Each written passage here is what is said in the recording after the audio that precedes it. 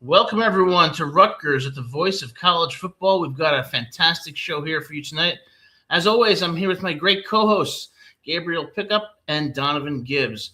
All right, we've got a big topic here tonight, guys, because as the quarterbacks go, so does the season for Rutgers. And we're in the midst of a big-time quarterback battle between A.J. Surace and Boston College transfer Dylan Lonergan. You want to give me your thoughts, any updates? What do you think? Yeah, so I'm very interested in this battle because it's two players who find themselves in a similar situation now, but had a very different path to get there. We start off with Dylan Lonergan. He's going to be a junior by opening week, much like Surace. Went to Brookwood High School in Georgia, committed to Nick Saban's Alabama. He threw for 8,000 yards, or rather he had 8,000 yards of offense, 72 touchdown passes, 16 rushing in high school. But at Alabama, he seldom played. He transferred to Boston College, named starter there, played 9 games, had a 2-7 record, had a 67% completion percentage, 25 yards, 12-5 ratio for touchdown interception. So it was, the record was bad, but he played well individually. So that's his story. And it's interesting because A.J. Surace has kind of had a polar opposite story where he will also be a junior, but he's a local kid. He's from Pennington, New Jersey, not far away from Piscataway, roughly about an hour, maybe a little less than that. And he won the backup to Ethan Kaliakmanis over a Johnny Shepard, forcing a Johnny to have to transfer. And AJ was the number 29 quarterback in his class. He was the number 4 New Jersey prospect. And he was sort of hailed as the eventual successor to Ethan. And he still could win the starting job. I believe he will, but I'm not certain because we did bring in this high-profile name at quarterback. So I'm leaning more towards Surace, but it's really freaking close to 50-50. You say that they are two different stories. I see a lot of similarity between both, with Lonergan starting off his career in the similar way A.J. Surace did. It's just that Lonergan was able to get his opportunity and never look back with it when he took over the starting position at quarterback for Boston College. While A.J. Surace, this is his second year, going into his third spring right now, where he's been riding the bench, hoping that sooner or later it will be his time to get an opportunity to come into games and become that full-time starter. He came into games last year, later on, especially during the non-conference schedule games such as Norfolk State, and games such as well, I think, the Howard game last year as well. So he's played late into games, but he hasn't had a chance to get that full-time opportunity. While Lonergan, he doesn't want to give up that role. And that's why I'm excited to see what camp and what spring ball is going to have for both of these QBs, because I truly believe it's a 50-50. Honestly, it could be, I would say 55-45, because Lonergan does have starting experience compared to Surace, who hasn't been in that position of football yet throughout his college career. But for A.J. Surace's defense, I think he has a chance of winning that starting position because he's been in the system longer and he has a better chemistry with a lot of the players that are still there. He's been with KJ Duff over the last 2 years, and he's honestly been one of the guys that's been throwing to him the most, because KJ was in the same situation as Surace just a year and a half ago, being that guy that's just getting his opportunity late in the season. I'll tell you something, guys. I hate the Red Sox. I always have. I'm a lifelong Yankees fan. And then by extension, I really don't like Boston either. I like New York City. But nestled in Boston is Chestnut Hill, a beautiful, beautiful campus at Boston College, high academic standards. My late younger brother actually graduated from Boston College. I went up to Boston College for the Miami-Boston College game in 2001 when Miami was number 1 in the country. Boston College almost upset them. So we have Dylan Lonergan, first recruited by Nick Saban, and then transferred along with Bill O'Brien to Boston College. Bill O'Brien, of course, the offensive coordinator at Alabama. NFL head coach as well. Yeah. So let's talk about the factors. Now, I'll start out with one brief fact about similarity. Interesting. Lonergan is 6'2", 212. Surace 6'2", 211. Interesting. Okay. So what are the factors that I think are going to influence this? Well, number one, let's look at Dylan Lonergan and let's look at his experience. He started for Boston College at Stanford, at Michigan State versus Cal, versus Clemson, versus Notre Dame, SMU, and Georgia Tech in a very close 36-34 loss. So he has the edge on experience in some big-time game. Now, let's look at his stats from last year. Okay, he has his stats, 2,025 yards passing for 90th in the country, 12 TDs and 5 interceptions for a QBR of 56.3 with a ranking of 81. And those yards and touchdowns, that was in 9 games. That wasn't in 12. So when you talk about the totals, we do have to take into account that was 3/4 of the season. Absolutely. And Boston College, of course, suffered a lot of injuries. But when you get down to the game level, these 9 games, he played at Michigan State 34-45 for 390 yards with 4 touchdowns and no interceptions. At Stanford, he was 30-44 for 333 yards, 68.2% completion percentage, 1 touchdown, 1 interception. Against Clemson, he was 12-19 for 117 yards. And against Georgia Tech, 26 out of 40 for 362 yards, 2 touchdowns, 0 interceptions. That's just a sample. So when I look at Lonergan's experience and his statistics and generally his background, initially being recruited by Alabama, I tend to think that they wanted to get him for a reason and that he might have the edge right now. But there's some factors that favor Surace too. You got to look at the system. So, like you said, Donovan, AJ's been in the system now for 3 years. Can Dylan Lonergan really familiarize with the system enough such that the offense is going to be able to do the things they want to do and have the options they want to have? The second thing I look at is, the relationship with the coaches. I think Surace probably has an excellent relationship with them, and there's a reason that he was the number 2 quarterback behind Cali Kamanis. He is talented. One thing I'm not sure about is mobility. I don't know who the more mobile quarterback is, but when I look at the entire picture at this point, preliminarily, with Lonergan's experience, statistics, his talent, I have to give the edge to Lonergan, but by no means does this mean AJ Surace is counted out. Yeah, I don't think that there's necessarily a way to tell talent disparity at this point. I think that Lonergan has showed promise and he's showed flaws as well. But what I like is that his floor doesn't seem to be all that low. He's had, he sort of seems like the safer option, I suppose, between the two.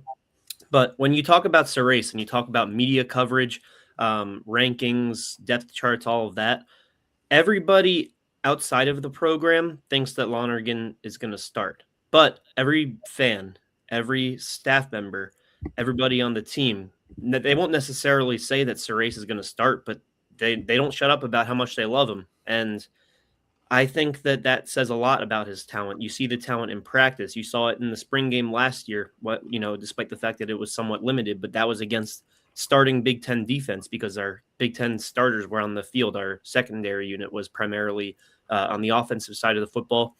I would still say, I don't know who's going to start week 1, but I would say that by week 5, when all the non-conference games are done and we're playing in the Big Ten for the rest of the regular season, I would trust Surace more today to start those games than I would Lonergan. I would say I trust Lonergan more, primarily just because I know a lot of people don't remember this game, but I think it was week 11 or week 10 last year when Georgia Tech, which was a ranked school at that time, only 1 loss from NC State, went up to Chestnut Hill and barely scraped by a Boston College team that was only at that time 2 wins on the season. So Lonergan had a very good game that game, threw for 362 yards, his season high on really decent efficiency, 26 or 40 passing, 2 touchdowns. And this was against a ranked defense. Yeah. That's going to be something that I definitely Shiano looked at, and I wanted to say Coach Sullivan at the time, but Coach Sullivan is no longer a part of the Rutgers crew. He's most likely, congratulations on his job working with now offensive mind Clint Kubiak out in Las Vegas with Fernando Mendoza, most likely. Depends on how the draft goes. From Surace to Mendoza and Lonergan to Mendoza. Still kept it Big Ten. At the end of the day, kept it Big Ten. Yeah. But Lonergan had a really good game against a ranked defense, and that's going to be something that is going to give him the edge during, I would say, conference play. When their first game against the USC, if I'm correct, their first game is going to be against USC in conference. So that's, I think, that's week 5, right? Because we have a week 4 non-conference, or am I getting that twisted? No, I think it's early. I think it's like September. Oh, it is week. Okay. Well, you're gonna have to patch up that little logo on your polo that week. As a graduate of USC, I look forward to going to SHI Stadium dressed half as a USC Trojan and half as a Scarlet Knight. But good, Donovan, I didn't mean to interrupt you. Go ahead. But yeah, first Big Ten game is USC week 3. That's going to, when week 3 comes around, you would rather have Lonergan in that style of game, knowing that he's played against ranked schools before and he's dealt with the type of intensity that those type of games bring. While AJ Surace, despite him being in this system long enough, to Adam's credit and to what I've said before, he just hasn't been in those moments. Do you really think he's ready to be put in the fire? I wouldn't say. How do I phrase this? All right, listen to this is a home game, may I add. This is ranked school, big time school. Most likely going to have a bunch of potential NFL draft prospects at that game. A lot of scouts are going to be at that game, watching that game. And this is going to be Surace's potentially first home start in the Big Ten. So that's a lot of pressure. I have so after week 3, we have another non-conference week 4, right? I think that's the Howard game. Yes. Okay, so that's why I say by week 5, I think we'll know. The Howard game is at home. Yeah, because I think week 4, Howard, I think both quarterbacks will play in that game, which should let you know how I feel about what the final outcome could be. But I don't necessarily think, look, when it comes to Big Ten football, even in a blowout, if you're put in as a backup quarterback, that matters. That matters because after the season, if you want to make a name for yourself in the portal, maybe get some NIL deals, you have to be marketable, not just off the field, but on it too. When you get your low leverage situations, you have to make them count. And so I think that even though Surace hasn't been in the same situation as starting every week in the ACC, which by all means is certainly crucial to Lonergan getting this deal with Rutgers, but I still think that being the local kid, being the primary backup for Ethan Kaliakmanis, knowing that he's always one play away from starting in the Big Ten, and then having to go out there in 2 different instances and play for just under a quarter of Big Ten football, even if it doesn't affect the outcome, it affects him. And so he does feel the pressure from that. So he hasn't been in the same pressure, but he has been in pressure. You know, I'm so glad we're talking about USC. I graduated from there in 1997. I'm old, okay? When I went there in 1993, I couldn't believe it when I walked onto campus. It was so beautiful. And that song was playing. I forget by what band it was. I wish they all could be California Girls. And I realized how true it was. There's something else, though. Okay. USC is truly an outstanding program, very dynamic, especially on the offensive side. Now, when I look back to the spring game last year, I remember on one of these shows, I said AJ Surace really carved up that Rutgers defense to the tune of over 250 yards, and he did. Then I saw the defense play, and that defense would have made me look like Joe Montana. And I don't mean to any insults, but it was not one of their better years on defense. But I think to what Donovan is saying, when USC comes to town, when Michigan comes to town, Indiana, you're going to want a quarterback who took Georgia Tech to the wire, who threw for over 300 yards against Georgia Tech, who played against Notre Dame, who's been in those moments, and who has that talent and that in-game experience. And I think his statistics on top of that complement the experience because it shows he can perform well in those games. Now, one thing I will say also is I'm not too comfortable with a first-year quarterback without any experience going against those teams. But I'm going to say something controversial now because, Ooh, okay. When I look at should AJ, and no disrespect to AJ, he could win the job, or Dylan, see if you get why I'm asking this question. Does it concern you at all that Surace could not beat out Ethan Kaliakmanis for the job 2 years running? No. No, I don't think so. We brought in Ethan. Look at what Ethan did this past year. Right. That was one of the best individual seasons in Rutgers quarterback. I love Ethan. I think Ethan had a great year. I saw him in person. He was fantastic. But does it concern you at all that the competition between the two of them was not tighter? If you see where I'm going with this, I think if Lonergan was competing with Ethan, it would have been a battle.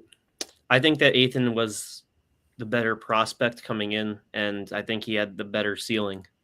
I want Lonergan to prove me wrong, but to me, Lonergan was.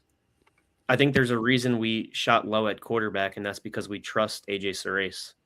There were Lonergan could still be great with us, but he wasn't the top of the quarterback transfers. But he didn't even push Ethan. It wasn't even a question. And then you see Shiano goes out and gets Lonergan. But Ethan had a good year the year prior too, Ethan. It just wasn't as good as this past year. Yeah, I would say he had a decent year junior year here in 24, 25. But this year was so much better than that. The last thing I will say about Lonergan and compared to Surace, because I have to give proper criticism on what Lonergan lacks compared to Surace. It's just there's a difference for Lonergan being in these type of games when it's 0-0 compared to Surace being in these games when Rutgers is already down 15 to 25 points. Look at the Oregon game, for example. The game was nearly basically done by the 7-minute mark of the third quarter. Surace comes in. Yeah, he's getting live reps, but he's playing against Oregon's 2s and Oregon's sometimes their 3s, especially for Oregon since they like to play a lot of young guys whenever they have the chance to. That's so much different than what Lonergan was going up against starters. Going up against starters when the game is still in the balance compared to playing against 2s and 3s when the outcome is pretty much already figured out.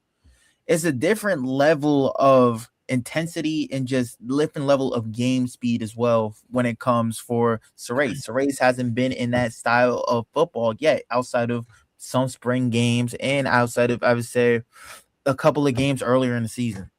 For sure. But to counter that, and I agree. I think it's not the same leverage, but it's not the same not the same stakes, but there are still stakes for AJ Surace last year. And also, just real quick, he was a true freshman the year that you're referring to, Adam, when you wished it was a tighter battle. And true freshman for Rutgers under Shiano. At QB at that, they're going to sit you down. Yeah, that's not going to happen.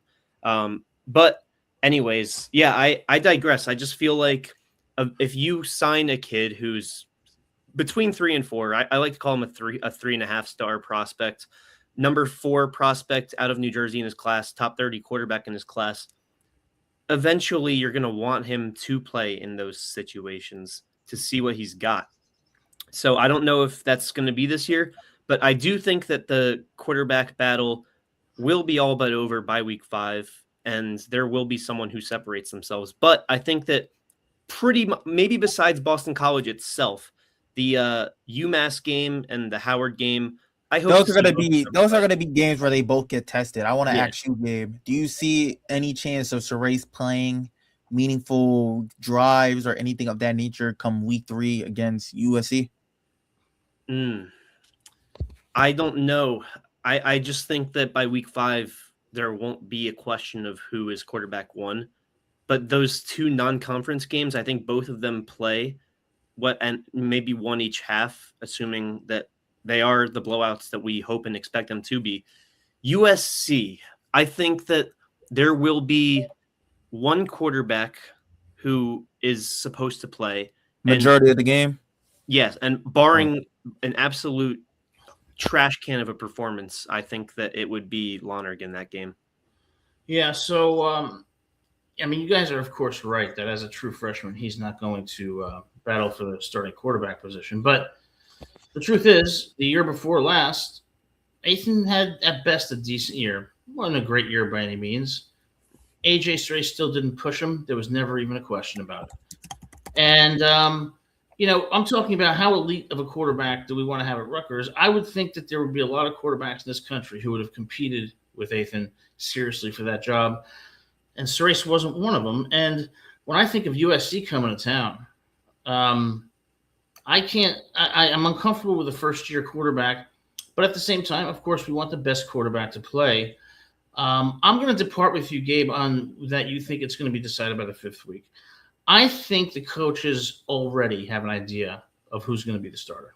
Of course, they won't say it, but I think they already have an idea. Well, they're doing a damn good job at keeping it a secret. They're 100%, and that's why it makes it so much confusing. I hate that I have to be a broken record about it, but this is out of any year that Rutgers needed a spring game, it would be this year because they have huge. It's a question mark. It is a question mark at the end of the day, because right now, typically at any other school, especially if you look at the Big Ten, right now we already know who's going to most likely be that starting quarterback for that team. For Ohio State, we know it's Julian Sayin. For Indiana, we know it's going to be Josh Hoover. For Michigan, we know it's going to be Bryce Underwood. And for everybody else, they have spring games to have not only the fan base, but also the media for that specific school know, okay, let's compare who's doing what so far in spring, and it gives us a better outlook of what is going to come week 1. For Rutgers, keeping everybody in the dark here is going to show that, like, to your credit, Gabe, this battle is either already well thought of and already done, or we're not going to know a starter until halfway through the season. I mean, are we the only Big Ten team that has a competition going at quarterback right now? No, we're not I didn't say we're not the only team that isn't having a competition. I'm saying we're the only team that's having a competition, but aren't giving any updates of what's currently going on in that competition. Yeah. I mean, I hear quotes from both guys just saying, and credit to them, they're good keeping it in house. They're well media trained, I'll say. They talk about how they like the competition. They don't know yet, but that they're looking forward to competing every day. So, hey, keep that attitude. I think that they're media trained to say certain things that make sure we don't know what it's going to be. But my feeling is that when they brought Lonergan in from Boston College, they brought him in because of his experience and talent. And the only question that they have right now is, can he master the system enough so that he can do the things that we want to do as an offense? And if the answer to that question is yes, I think he wins the starting job.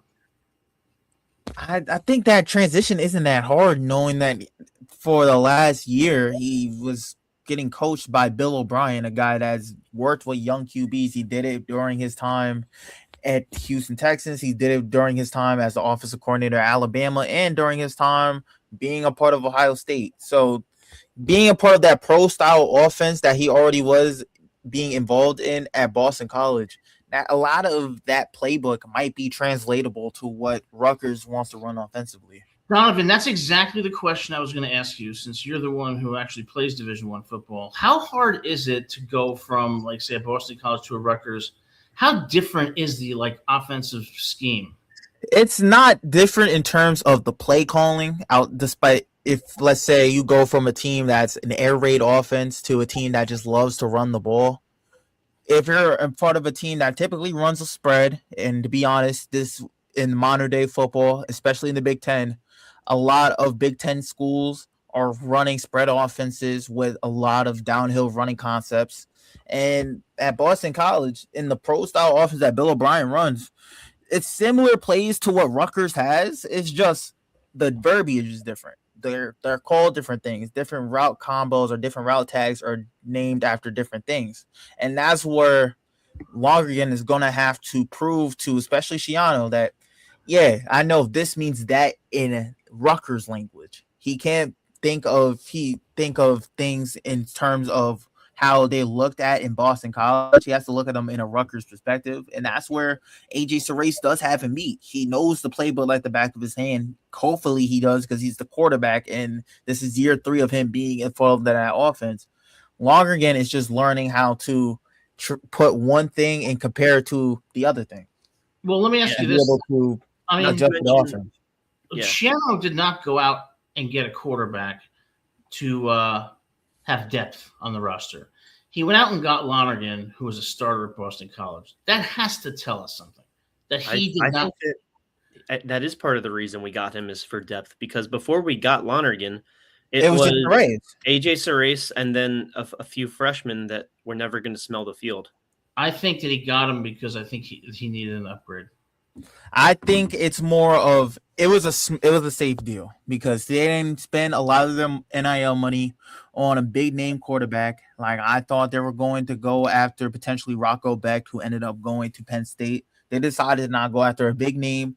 They went after somebody that's low risk, but the reward and the upside is still very high in a QB that was under Nick Saban's tutelage and worked under Bill O'Brien as well. He's worked with guys that have NFL development installed into their entire resume. So for Shiano, he's saying, let me bring in this guy that's still young, only a junior. If Surace ends up beating him out, Surace ends up beating him out.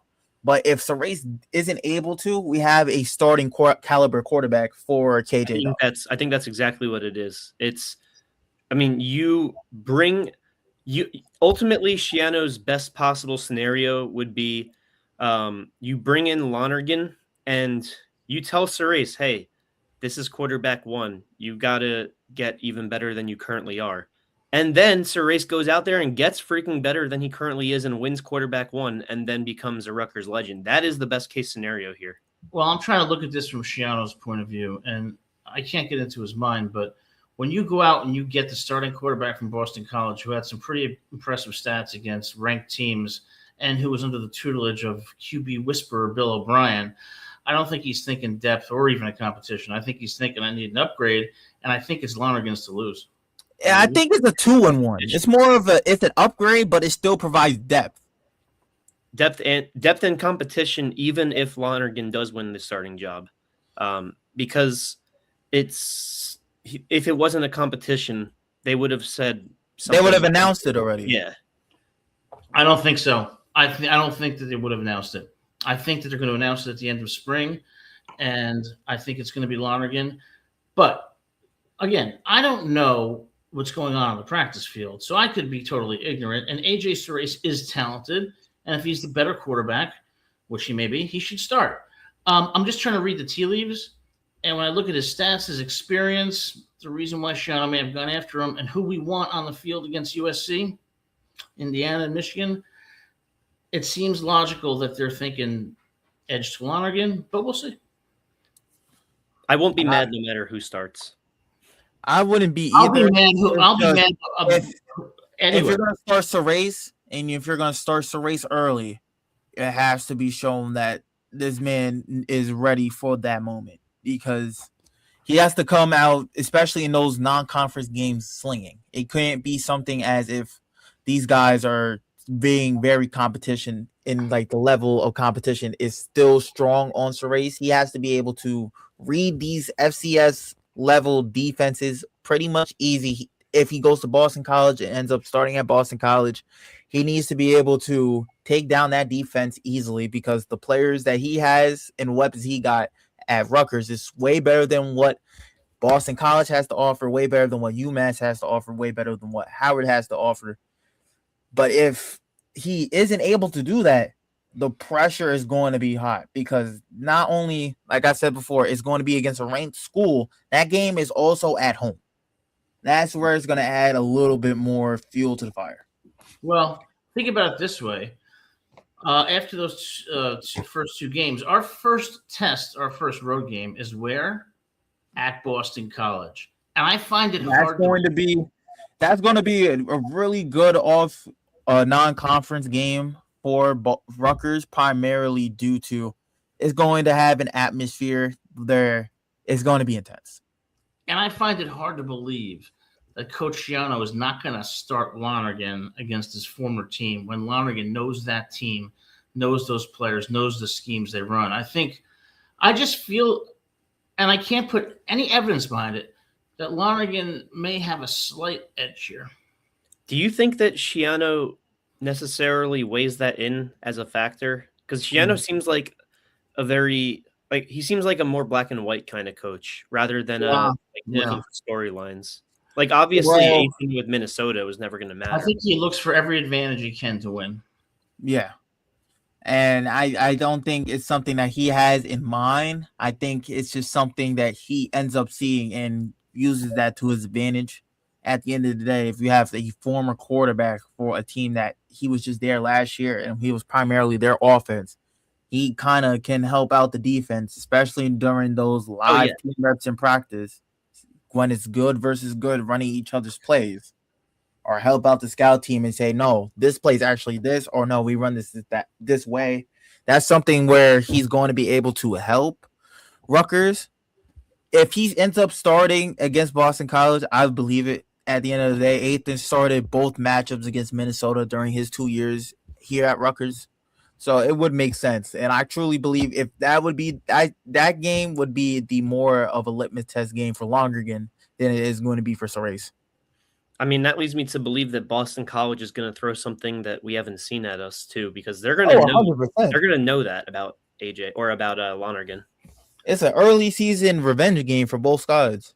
Yeah. Well, let me ask you guys the real interesting question here. Is there any chance in the world that Schiano says, you know what, we have two good quarterbacks, we're going to go with a two-quarterback system?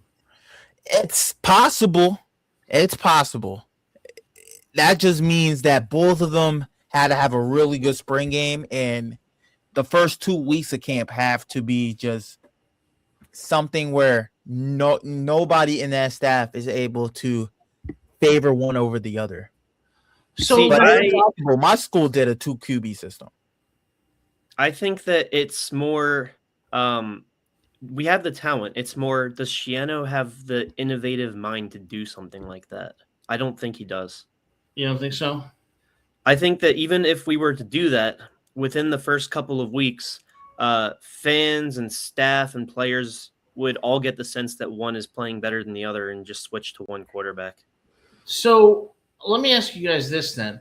When it comes to a two-quarterback system, I know that there's some advantages and disadvantages for the offense and defense. Who is it more advantageous to, the offense or the defense? It's advantageous to the offense if both quarterbacks are able to provide a skill set that's similar to each other, to where a QB or a defense can't say, oh, they're running this type of play because this QB is in. That's the downside to the two quarterback system. I experienced that all last season at LRU, where there were certain times where a team was scouting us and they focused on which QB was in, and basically that QB told them if it was a run or a pass. For Rutgers, if they end up going that route, I don't know if they're going to go that route. I don't think Schiano has gone that route throughout his 20-year career as a head coach in college. And real fast, I want to look at what Jason Odes said in the chat. Yes, Lonergan split time, but for a good chunk of the season, he was the starter. That's something that Schiano is going to look at and come into play, because Surace hasn't started a game in his entire career. So, all right. Well, then let me ask this question, guys. What offensive identity are we going to have this year, and what quarterback do you think is the best fit for that identity? It's run. It's got to be a run-first offense. Probably. And yes, of course, we have dynamic receivers. I think that we have more than just KJ Duff that's dynamic enough to be a game changer at receiver. But given how good Antoine Raymond was last year. And I see lots of Rutgers fans saying that he's been better than Monangai or Isaiah Pacheco were for Rutgers. And I happen to agree. And I'll say he's better than Pacheco. I don't know about Monangai. It's close. Statistically, it's close. It's very close. Hold on. Adam, Pacheco was not as good as you remember him being at Rutgers.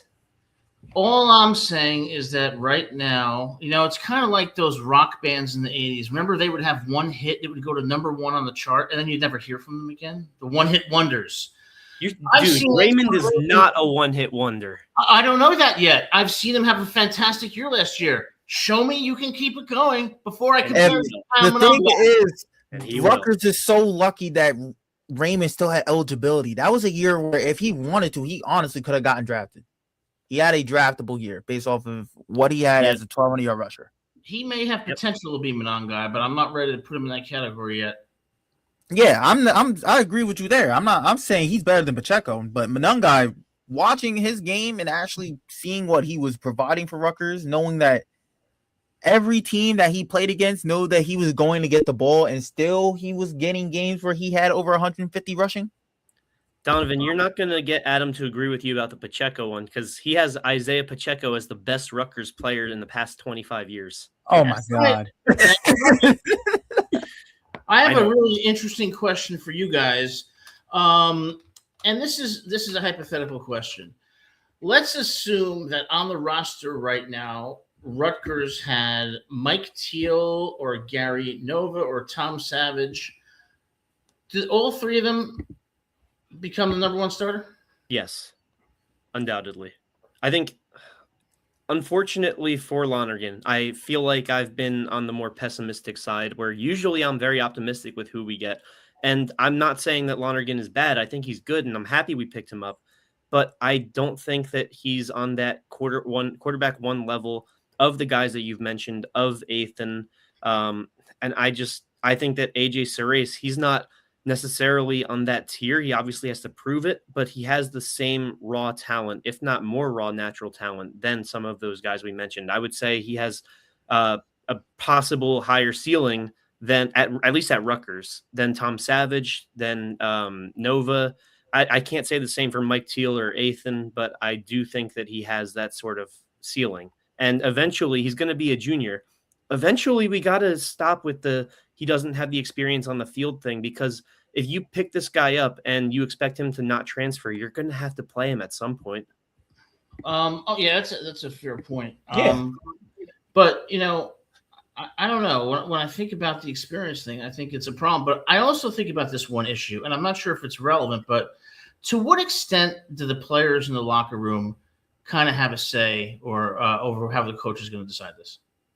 When it comes to QBs, it's more of how the center feels, at least from my personal experience from playing college. It has been a big talk of just how the center feels about the QB that he's working with and how the receivers are gelling with them. To be completely honest, I think out of everybody in that locker room that's going to have a big say or a big influence on which quarterback is the starting QB is going to be KJ Duff. Whichever person that's able to, he feels comfortable getting the ball from and knows that he can trust that the ball is going to get to him, is going to be the QB that most likely starts. Well, speaking of KJ Duff, and Gabe, you could probably attest to this. On social media, KJ Duff sitting there by a fancy car with all the fancy jewelry on and the sunglasses. Get back onto the practice field immediately. All right, lose the ego. Hey, to give Duff some credit, it might have been spring break. I don't mind the flex. USC is coming to town, and he's driving fancy cars and taking pictures with photos.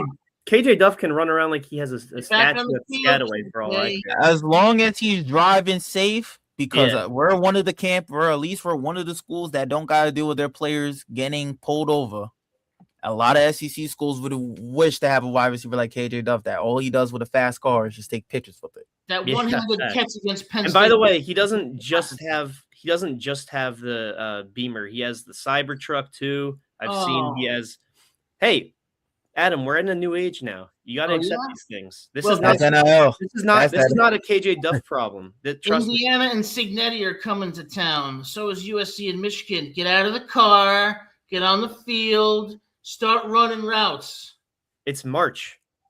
Well, we've It's got March. a quarterback. It's He spring, is- right? he is It's on the spring field. ball Where do you right think? now. Where do you think he was most for likely spring been- practice? KJ, get on the field with Lonergan and Surace and start developing a relationship. The cars will be there. In fact, I hope one of your cars breaks down. It'll teach you a lesson.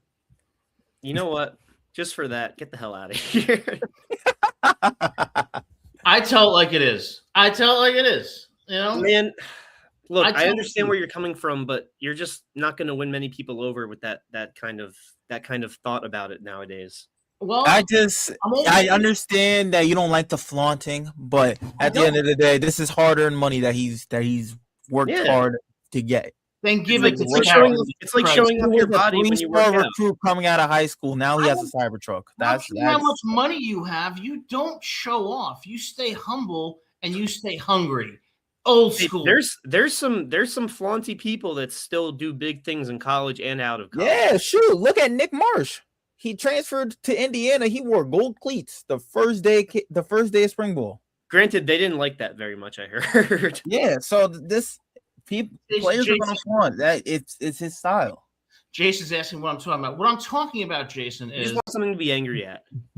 what I'm talking about is just generally, I don't like how in the current NIL era, these players are going around in their fancy cars and their photo ops with their fancy jewelry and stuff. It's like, you know what? You guys haven't played it down in the NFL yet. You know, get back to friggin' work. All right. Well, this isn't about The KJ. great Deion Sanders has once said, "If you look good, you feel good. If you feel good, you play good. If you play good, they pay good." You know what?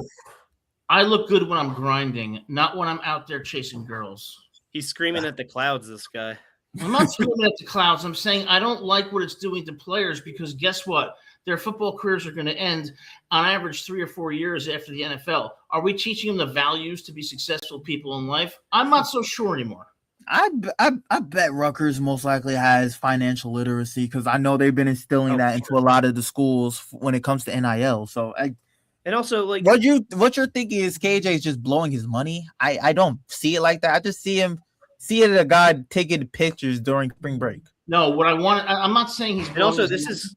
I'm sorry, saying go ahead. he's not Jerry Rice yet. He's Yet, not yet. Terrell Owens yet. Yes. Stay humble and stay hungry if you want to get where I hope you want to go. And he will get there. Trust me, this is not going to affect his play on the field. And if it And does, you guys you have still every are- right to call him out. This is the last thing that should affect his play on the field. Both, taking pictures of his really? You don't Cybertruck. think that people get egotistical and they start to get I complacent? think some people do. I think They do all the I time. think he has earned his money in this new day and age, and he gets to. It's like working out. It's like losing a bunch of weight. It's like getting a bunch of muscle. If it's your body, it's your money. Whatever you want to What do. he's that is doing your is business. no different than him getting promoted at a job and enjoying the wealth of what he got promoted to. And when I got a raise at my job, you know what I did? I stayed in my crappy little car and I told myself, don't get complacent because you're only as good as the next day that you're working. All I'm saying is, and I see this at universities, I see it in secondary education, it's a totally different culture now. Okay, course. the young people are running the show, but are the young people being mentored and taught the right values to make them successful as people and in Well, life? trust me, KJ. I'm not so sure about that. I trust KJ that is- because KJ is. at the end of the KJ day, is. he's under a Greg Schiano treats his players like family. Greg Schiano And is that a in the great past with his mentor. coaches as well. Greg Schiano, great mentor. Soroka, great mentor. Corey Duff Sr., fantastic father and role model from what I've seen on Instagram. I think that KJ Duff is that, on a I'm great sure he is. I'm sure. But bottom line is, guys, money and things corrupt people. They make them complacent and they make them forget what it took for them to get where they are. You see it all the time. I'm not criticizing KJ Duff. I'm saying I'm concerned because if your goal is to be better than last year, you better be humble. You better put that money in an investment account and focus on being the same person you were when you never had a dime. And I think he will do both. I think he's doing both currently. There's no way he getting in the Cybertruck. Well, He's Unless definitely he's the highest making paid. some investments. I mean, he's definitely the highest paid. I wouldn't be surprised if He's he the was- highest paid player in that building. I wouldn't be surprised if he was close to Shiano annually in money. He's probably the highest paid person in the building. Over Shiano? It's close. But you know what, KJ, you need people like me to call this shit out because you know what? It keeps you honest. Because if everyone's kissing your ass and being a yes man, that's even worse because that leads you down the path where you happen to have so much potential. And guess what? Look what happened to Ryan Leaf. Look what happened to Johnny Manziel. Do I need to keep going on? Stay humble. Yeah, they had great college careers, though. They had great college careers, and things went downhill once they started to give up in the NFL. Right now, he's still under a regiment. It was 100% those photos. I bet if Corey Duff Sr. it was on this show, he would tell us, yeah, he took those pictures during spring break because typically every school has a spring break. He had a week off, reset. A lot of players need that reset, that rest, so they know they're coming back into spring ball. Ads are on and they're locked and loaded till May. I think there's a fallacy at play here where if you see an athlete doing something either with their money or with their daily routine that isn't on the field or isn't a drill, you'll assume they're not doing it. And I think that he's doing both. I did not assume that. And Jason, I am not making a judgment about him because it would be ignorant to make a judgment about him. I am expressing a concern that has been acknowledged across college football with players across college football programs. I don't know. He may be hungrier than ever and more humble than ever. That's why I didn't say it as a fact. I just raised it as a concern, given the precedent that this is happening with a lot of players. So, it raises a little bit of a concern for me. It doesn't mean I'm criticizing the guy. It happens to players, but it happens to players that don't really have good role models. Like if we were voice of college football Georgia, I would completely understand your concerns with what KJ Duff is doing. But Rutgers is a stronger program, a more mentorship program, a program that focuses more about life after the game as much as it focuses on life during playing the game. So I don't feel as worried for Duff. At the end of the day, it was just fit picks. There weren't bottles. There weren't any sort of illicit substances. There was no women around either. He was just in a parking lot in front of a hotel or in front of a building. I understand your point. I just don't think it applies to KJ. I was just looking right now, and these are just in Miami too. And March 19th, it was definitely just spring break. Yeah. All I'm saying is that the biggest danger to young people and people in general is not failure. The biggest threat to them is success and what it does to you and how it changes you and makes you complacent. And when you got a lot of money thrown at you, it can affect you in a way that you don't even see. It can affect your ego. It can affect your work ethic, and it can affect what got you there. I am not saying that KJ Duff is doing this. I'm saying it's a concern that I think should be raised. Just like when Kurt Signetti, what was that player that came to practice with gold cleats on? Nick Marsh. Nick Marsh. Taught him a lesson. And Kurt Signetti won a national title. I mean, I'm not coming from a place of, hey, I can't believe he's saying this. This is just like old school values have worked for centuries for a reason. That's all I'm saying. Yeah, but old school values, and they're great, and some things need to stay the same, but some things with change need to adapt to. I'm not saying that KJ, I don't know KJ. I've never met the guy, but from what I've seen on Instagram and how he's interacted with his teammates and fans, seems like a great guy. I don't think he's lost, and I don't think you're saying that either. But I understand your concern. And from a national standpoint, I agree, but I just don't see KJ down that pipeline. All I'm going to say is don't be like Rocky Balboa in Rocky 3, who thought he was the shit, and then Clubber Lang beat the crap out of him. By analogy. KJ knows. Top 50 in the nation, or 52 rather. He's arguably a top 5 wide receiver in the Big Ten. Yes, so I know that wide receiver in the he understands. I think he understands the amount of pressure and scrutiny that he can face next season if he wasn't focused on what he needs to be focused on, which is why I once again don't see it as huge of an issue. You're 100% though correct, Adam, in regards to sometimes money can make a person complacent. At the end of the day, money just exposes more of what you actually were before you got it. You know, For KJ Duff, I think it's just going to be something that motivates him. A lot of players, especially I heard Jacoby Myers, NFL player, say it during the season when he signed with the Jaguars. You get tired of proving people wrong. Sometimes you want to prove people right. And you know what? Good point. There are players like Diego Pavia. He made himself look like an idiot, and he did come out and apologize, but he made himself look like an idiot, and he used money as the vice that you are describing it. Shador has done the same thing at times. I don't think so. No, I mean, I didn't say Selly really does that. The AP Selly. No, not that. I'm with Gabe on this one. I'm just saying he feels entitled sometimes. Yes. But KJ, look, if the kid was entitled, he wouldn't have even come back. He would have shipped off to Oregon, or he would have been in the SEC. Yeah. I think to be completely honest. He's here to work. You think Nico Imaliava was there to work when he left Tennessee and wanted more money? This is what I'm talking about. No, but he left. Well, guess what? He held out. KJ's going to be leaving the NFL after about 2 years if he doesn't heed those warnings. Right now, he's on the right track, and I think he's wonderful, and I admire him. If Duff, let's say Duff makes it to the draft next year, Duff is the caliber of player to make it to a second contract, just for what the NFL is currently looking at when it comes to X wide receivers at that, or just pass catchers. And KJ's just the style of tight, he's going to most likely be a tight end in the NFL, but that style of tight end is something that a lot of teams want now. He's reminds me of, I would say, a Isaiah Likely type of tight end that is more of a guy that you can kind of put in as a primary receiver. Yep. Okay. Yeah, I don't really have an NFL comparison for him, but I think he is going to be a Pro Bowler in the NFL. I think he's going to be a first rounder if he stays on the right path. I think he's going to be a first rounder. Right. If he's put in the right system, I see him all pro.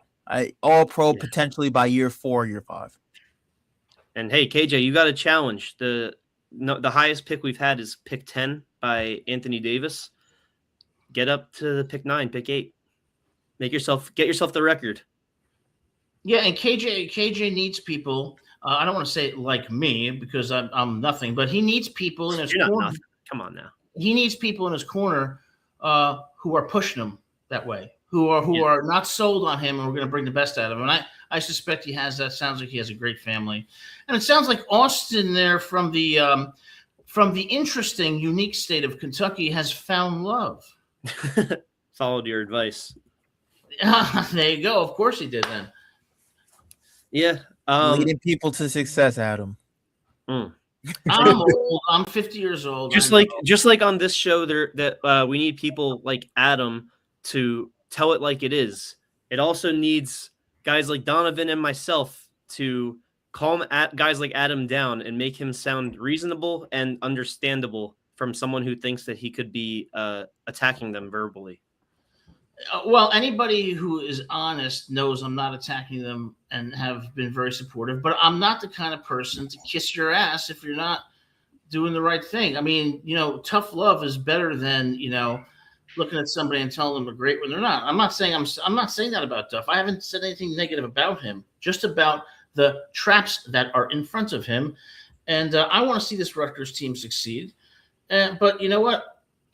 I don't know. What does Rutgers want? Do they want commentators who are going to sit there and look at the world through rose-colored glasses and tell them, fucking, this is how it is. You're not good enough, and you better get better. I think Rutgers Nation is pretty pissed off with how we played last year in crunch time. I don't think that we can get as unlucky, but that's what we thought the year prior. I want to see 7-5 this year. Sooner or later, the pendulum always swings. Sooner or later, it shifts back to normal. I don't like using other sports teams as reference, but I'm a Mets fan. I experienced what the Mets. Oh yeah, let's go Mets, brother. 2024 to what happened in 2025. Yeah, the luck sometimes swings. I think this year should be the year where the pendulum swings back into the favor of the Scarlet Knights, and that's why You say 7 wins.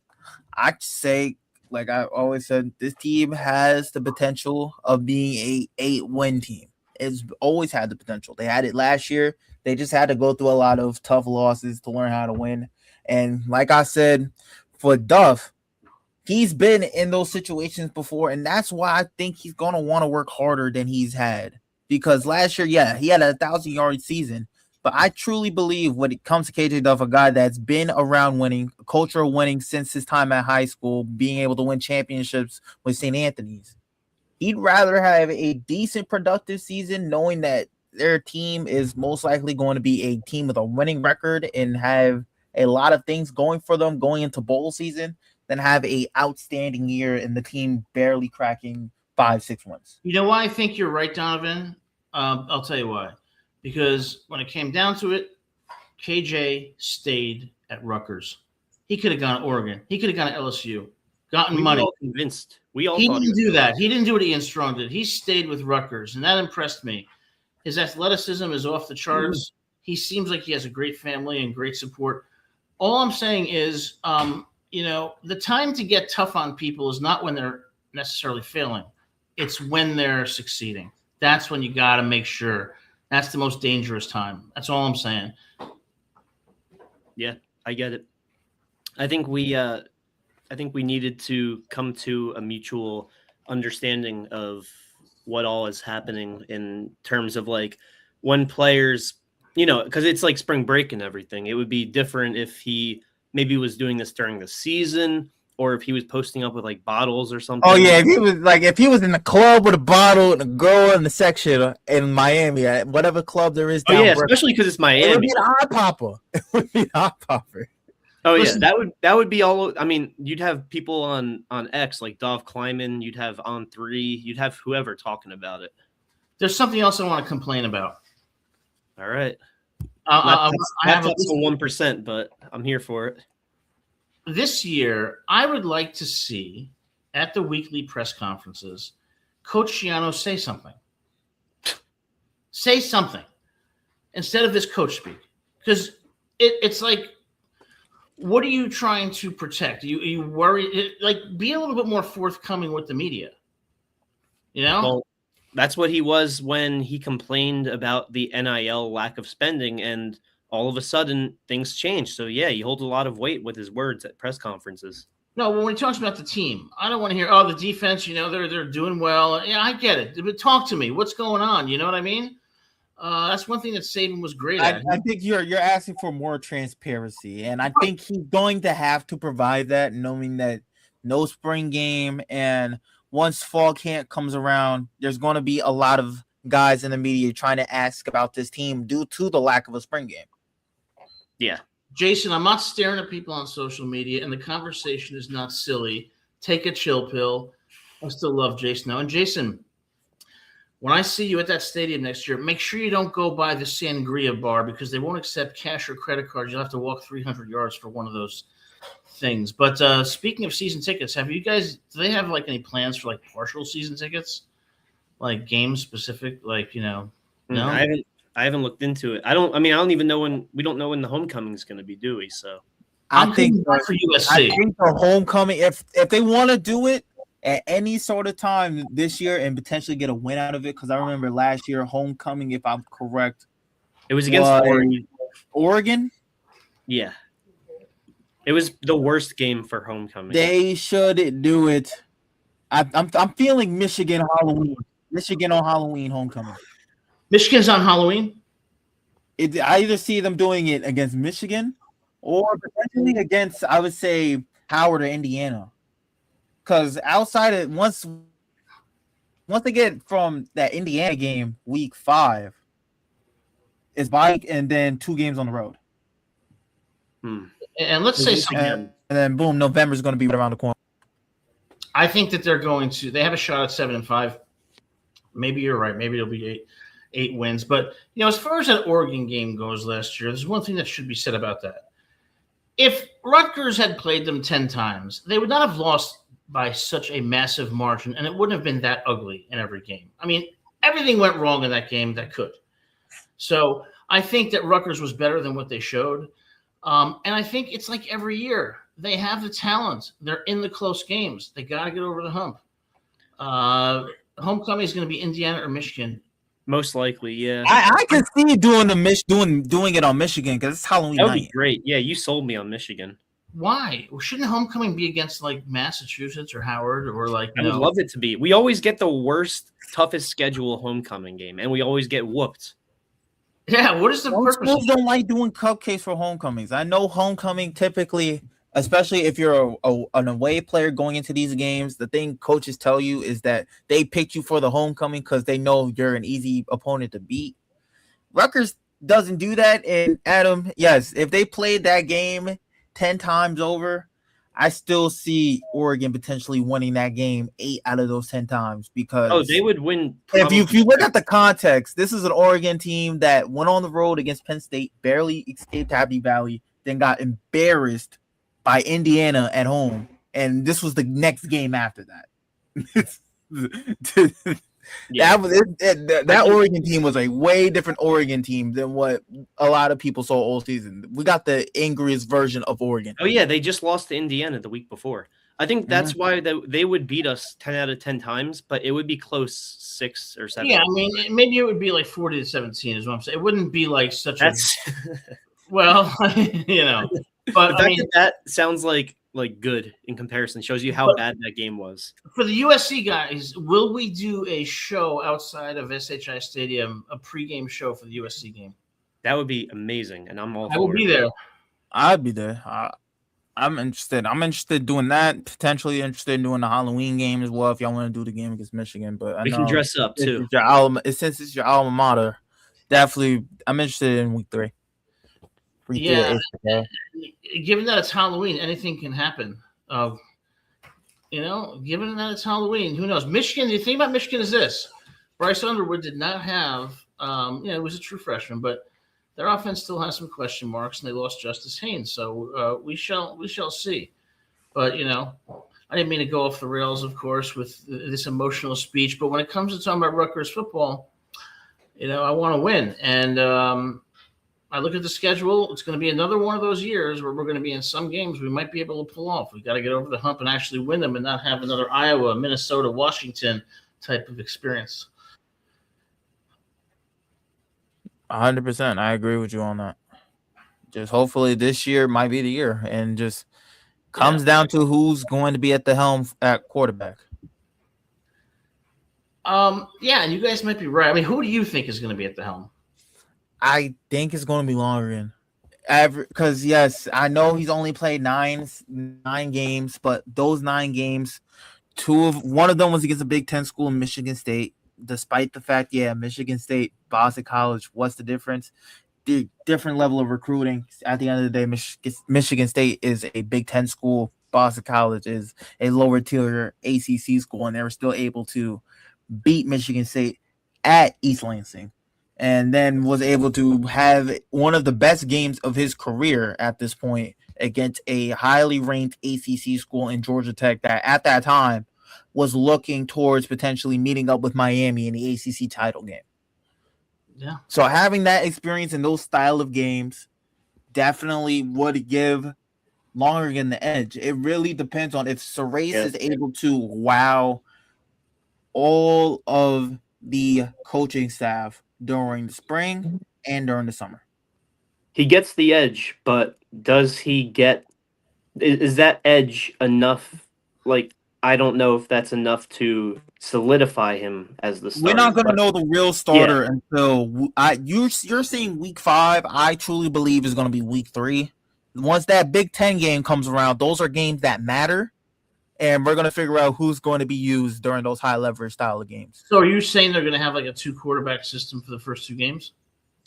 100%. They're going to assess it. Especially they're going to assess how Lonergan is able to act during that road game against Boston College, because that Boston College game is going to be the game that gives this Rutgers team in 2026 a glimpse of what they might experience on the road in the Big Ten, which is rowdy atmospheres. This Donovan, as a former player, AJ Surace has been there for a while. Probably has made a lot of good friendships, relationships with the players and the staff.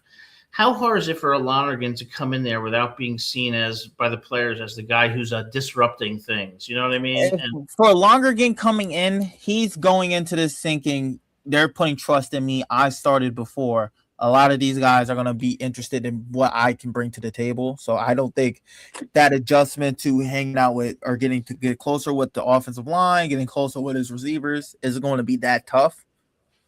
But for Surace, I'm keeping honest. I didn't play my first snaps of college football until my sophomore season.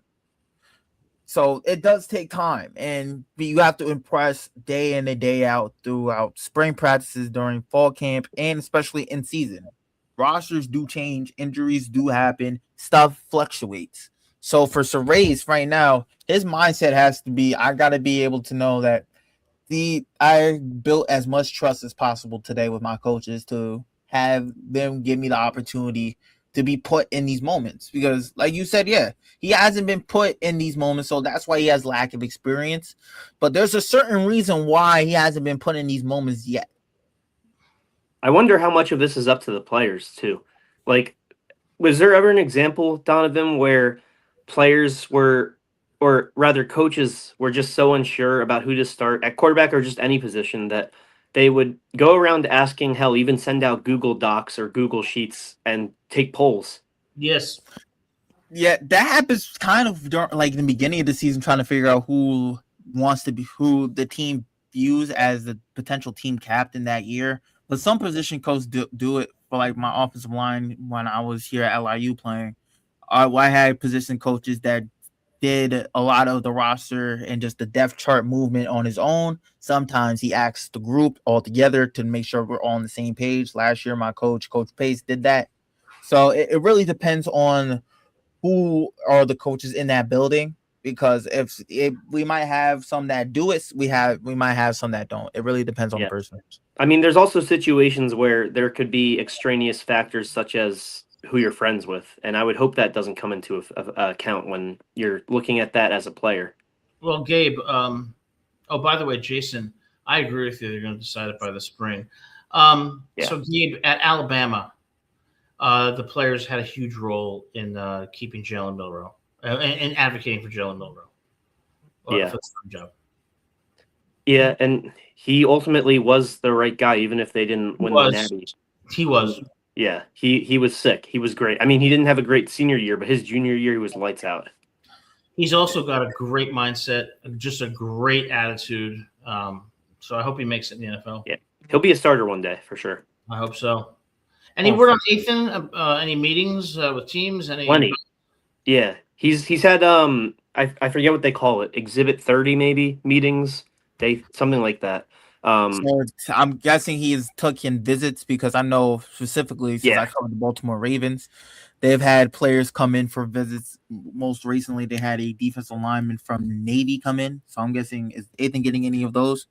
He's getting a visit he got one with the Raiders. I know that, and I wouldn't mind that for him. Hell, he would be back. He would be playing under Sullivan, if Mendoza were ever hurt or whatever, and he was the backup.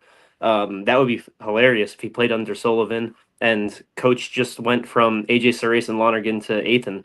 But yeah, he's gotten visits from the Raiders. I want to say the Dolphins and Broncos. I've seen him post of a few visits. Well, I think Ethan has a high football IQ. I think that he had this season. He really gave himself a chance. I think he's going to land on a squad, like a practice squad. And I hope he does, because he's worked hard, and I think he deserves the opportunity. I think he'll get it. Aiden's going to be playing preseason games this year. I don't see him potentially just getting invited to a camp and not making the roster. I see him. I see him making it to the preseason, and then it's going to be, what does he want to do with his career? My honest outlook is he's not going to get drafted, although it's not impossible that he does. But I don't think he's going to get drafted. He may or may not make an opening day roster, but as the season goes and quarterbacks get injured, he will be a quarterback 2 for some team that when in terms of healthy players, he will be a quarterback 2 by the end of the year. You see him as a potential waiver guy, like you would pick up off waivers? Like he'll be like like a Easton Stick or something like that. Josh Johnson type of guy. I don't know in terms of his career if that's his outlook, but for year one, yeah. Okay. Do you project KJ as a first-round pick? I do. I think he's going to go. Yeah. He's going to be top 10. It depends on how well he does this season, but based off of what he did last year, should put him first round no later than 20. If he ends up falling, that's just because he ends up falling due to this class next year being heavily a QB class, and a lot of franchises in the NFL need QBs. So that's the only way I can envision him falling, but he's most likely going to be a top 10 guy. You don't think 18 to 24-ish, and he's not the only Rutgers or Scarlet Knight career receiver that I think will get drafted high. I think Ian Strong is drafted maybe in the 30 to 40 range too. I see Strong being around he's going to be the top 100, but I see him as a third rounder. You don't think that would still be great? You don't think KJ is going to have a real say in who that starting quarterback is? I think he will. He will. He's going to. They got to listen to him. He's a star player. I don't think he would. He's not the kind of guy that would draw the line, though. Yeah, of course. He's not going to be able to do that at the end of the day. It's still Shiano's team, but they are going to get his input depending on how well he feels at practice playing with each one of them. I know right now during the spring he's getting reps from both QBs, getting plays from both QBs, getting passes thrown from both QBs. He wouldn't come back after dozens of probable offers from schools with better records in equal or better conferences just to draw a line, just to burn a bridge. He wouldn't do that. Well, it's going to be one hell of an exciting season coming up. I can't wait.